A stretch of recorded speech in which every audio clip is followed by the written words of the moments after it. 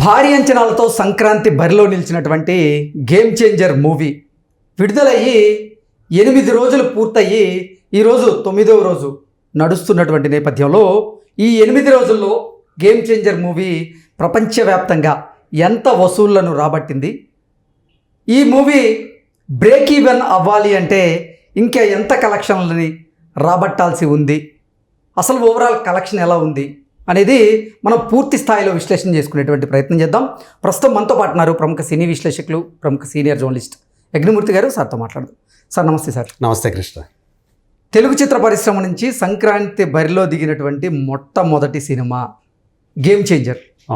Mixed టాక్తో దూసుకెళ్తున్నప్పటికీ ప్రొడ్యూసర్ల పాలిట ఈ చిత్రం ఒక శాపంగా మారింది అనేటువంటి విమర్శలు కూడా ఈ చిత్రం మీద ఉన్నాయి. ఈ చిత్రం రిలీజ్ అయ్యి ఈ రోజుకి 9 రోజులు, నిన్నటికి 8 రోజులు పూర్తి చేసుకున్న నేపథ్యంలో అసలు ఈ 8 రోజులకి ప్రపంచవ్యాప్తంగా గేమ్ చేంజర్ చిత్రం ఎంత వసూళ్లను రాబట్టింది, ఇంకా బ్రేక్ ఈవెన్ అవ్వాలి అంటే ఎంత రాబట్టాల్సి ఉంది అంటే ఏం చెప్తారు సార్? శంకర్ డైరెక్షన్లో, అంటే శంకర్ ఫస్ట్ టైం ఒక తెలుగు సినిమాని స్ట్రైట్ తెలుగు ఫిల్మ్ డైరెక్ట్ చేసినటువంటి సందర్భం. Ram Charan hero, Dil Raju producer. పైకి చూస్తే, కాగితం మీద చూస్తే ఇది ఒక సూపర్బ్ కాంబినేషన్, ట్రెమండస్ కాంబినేషన్ అనిపిస్తుంది. ట్రిపుల్ ఆర్ లాంటి సినిమా తర్వాత సోలో హీరోగా రామ్ చరణ్ చేసిన సినిమా. శంకర్కు ఉన్నటువంటి రెప్యుటేషన్ మనకు తెలుసు. ఇంకా దిల్ రాజు బ్యానర్ సంగతి చెప్పాల్సిన పనే ఉంది.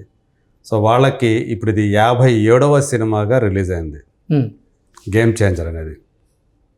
350 నుంచి 400 కోట్ల దాకా ఖర్చు పెట్టి తీసినటువంటి సినిమా. పాన్ ఇండియా రిలీజ్ చేశారు, 5 భాషల్లో రిలీజ్ చేశారు. సో ఇంత భారీగా రిలీజ్ చేసినప్పటికీ కూడా ఆల్మోస్ట్ 8,000-9,000 స్క్రీన్స్లో రిలీజ్ అయింది వరల్డ్ వైడ్గా. సో అలాంటి సినిమా మరి మీరు అన్నట్టు సంక్రాంతికి ఆ సీజన్లో ఫస్ట్ వచ్చినటువంటి ఫిల్మ్ అది. అంటే ఎన్నో ఆశలు మోసుకొచ్చినటువంటి సినిమా. అలాంటి సినిమా తెరా రిలీజ్ అయ్యేటప్పుడు చూసేటప్పటికి అందరి ఆశల్ని నీరు కార్చేసింది అన్న అభిప్రాయం కలిగింది. సో ఆ కంటెంట్ వైజ్గా కానివ్వండి, ఆ డైరెక్షన్, ఆయన టేకింగ్ ఏదైతే ఉందో, శంకర్ గారి టేకింగ్ కానివ్వండి, ఒక నిరాశకు గురి చేసిందనే చెప్పాలి. కలెక్షన్స్ కూడా దాన్ని ప్రతిబింబిస్తున్నాయి.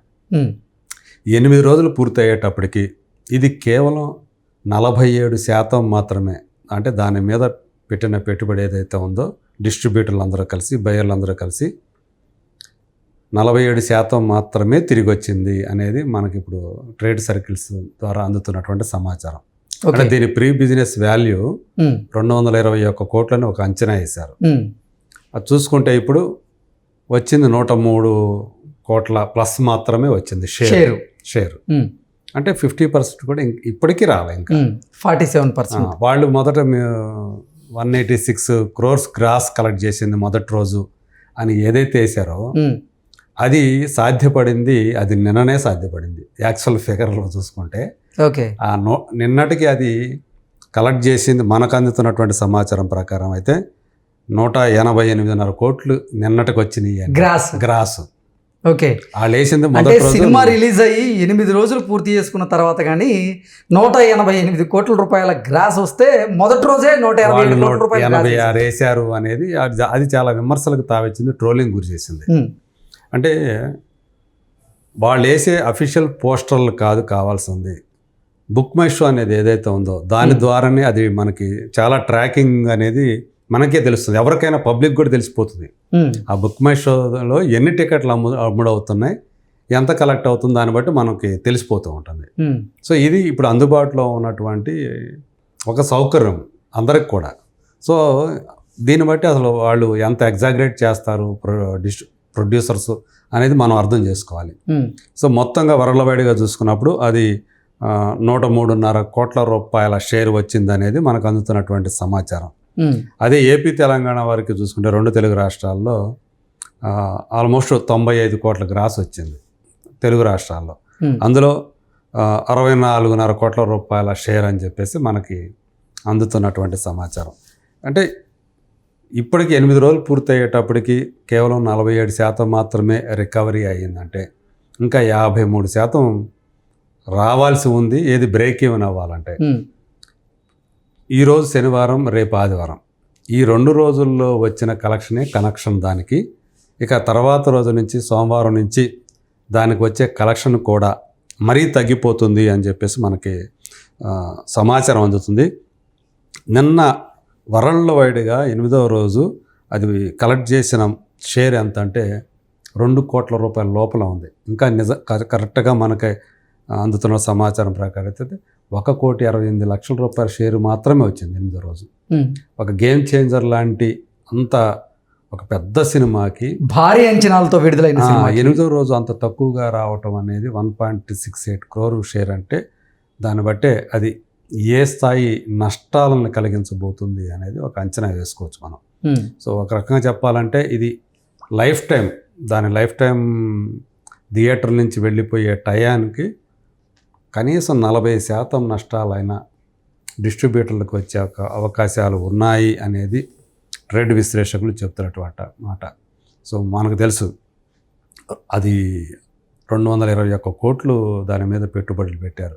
40% అంటే 4 రోళ్ళు 8 అంటే మోర్ దాన్ 80 crores పైనే నష్టాలు వచ్చే అవకాశాలు ఉన్నాయి అనేది మనకు అందుతున్నటువంటి ట్రేడ్ సర్కిల్స్ వాళ్ళు చెప్తున్నటువంటి సమాచారం. సో ఇది అంటే ఒక పెద్ద దెబ్బ అనే చెప్పాలి ఆ సినిమాని కొనుక్కున్న వాళ్ళకి. దిల్ రాజు అంటే ఆ బ్యానర్కి ఉన్నటువంటి గుడ్ విల్ ఏదైతే ఉందో దాంతో ఆయనకి రెగ్యులర్ డిస్ట్రిబ్యూటర్స్ ఉంటారు, బయ్యర్స్ ఉంటారు. సో వాళ్ళందరూ కూడా ఎన్నో ఆశలతోటి ఇది కొనుక్కున్నారు. అంటే భారతీయుడు 2 లాంటి ఒక డిజాస్టర్ ఉన్నప్పటికీ కూడా శంకర్కి ఏదో ఒక నమ్మకం. సో రామ్ చరణ్కి ఉన్నటువంటి ఆ గ్లోబల్ స్టార్ ఇమేజ్ ఏదైతే ఉందో అది బయటపడేస్తుంది. దిల్ రాజు ఈ సినిమాతో అయినా సరే ఖచ్చితంగా మనకి హిట్ అందిస్తాడు అనే ఒక నమ్మకం. సో దీంతో వాళ్ళు అంత దాని మీద పెట్టుబడి పెట్టారు. సో వాళ్ళ ఆశలు అంటే పైకి చూసినప్పుడు అన్నిటికంటే ముందుగా 100 కోట్ల గ్రాస్ను సాధించిన సినిమా ఇదే. అన్నిటికంటే ఎక్కువగా అంటే ప్రేక్షకుల సంఖ్య చూసిన ఇప్పటివరకు చూసుకుంటే దీనికే ఎక్కువ మంది వచ్చారు. ఎందుకు వచ్చారు? మిగతా 2 సినిమాలతో 2 సినిమాలు కలిపినప్పటికీ కూడా వాటి స్క్రీన్ సంఖ్య ఏదైతే ఉందో దానికి ఇంకంటే కూడా డబుల్ ఉంది దీని స్క్రీన్ సంఖ్య. అది డాకు మహారాజ్కి 2000 లోపలే స్క్రీన్లు, దీనికి 1000-1500 లోపలే స్క్రీన్లు, కానీ దీనికి ఆల్మోస్ట్ 7000 స్క్రీన్లు దాకా ఉన్నాయి. దాన్ని బట్టి మనకు అర్థం చేసుకోండి. అంటే అంత ఉన్నప్పటికీ కూడా ఆక్యుపెన్సీ రేటు బాగా తక్కువగా ఉంది. సో ఇట్లా పైగా ఏంటంటే ఆ 2 పాన్ ఇండియా సినిమాలు కాదు, ఇది పాన్ ఇండియా సినిమా. అవును, కాబట్టి ఈ వేరియేషన్ అనేది కనిపించింది. కానీ తెలుగు రాష్ట్రాల్లో తప్పితే ఎక్కడ కూడా దీని ప్రభావమే లేదు. శంకర్ సొంత రాష్ట్రమైనటువంటి తమిళనాడులో ఎంత తీసుకట్టుగా కలెక్షన్స్ ఉన్నాయంటే సో అక్కడ మనకి అక్కడ తెలిసిపోతుంది. తమిళనాడులో దీని మీద 15 కోట్లు అక్కడ డిస్ట్రిబ్యూటర్ పెట్టుబడి పెడితే ఇప్పటివరకు అక్కడ వచ్చింది తమిళనాడులో కేవలం 4 కోట్లే. ఎక్కడ 15 కోట్లు, ఎక్కడ 4 కోట్లు, 11 కోట్ల రూపాయలు డెఫిసిట్లో ఉంది ఇప్పుడు అక్కడ. సో అది ఎప్పుడు కూడా పూడ్చుకోవాలి, అది వాళ్ళు అయిపోయింది, దాని లైఫ్ అయిపోయింది అక్కడ. అసలు ఇప్పుడు పరిస్థితే లేదంట, అసలు బ్రేక్ ఈవెన్ కాదు అసలు అక్కడ, ఇంకా అసలు రావట్లేదు ఇప్పుడు. అంటే షేర్ కూడా ఆగిపోయిందని చెప్పాలి. షేర్ రావటం కూడా ఆ మెయింటెనెన్స్కి దానికి సరిపోతుందని చెప్పాలి. వస్తే ఏదో లక్షల్లో, కొద్దిపాటి లక్షల్లో మాత్రమే అక్కడ షేర్ కనిపిస్తూ ఉంది. సో అది శంకర్ స్వరాష్ట్రంలో గేమ్ చేంజర్ యొక్క పరిస్థితి.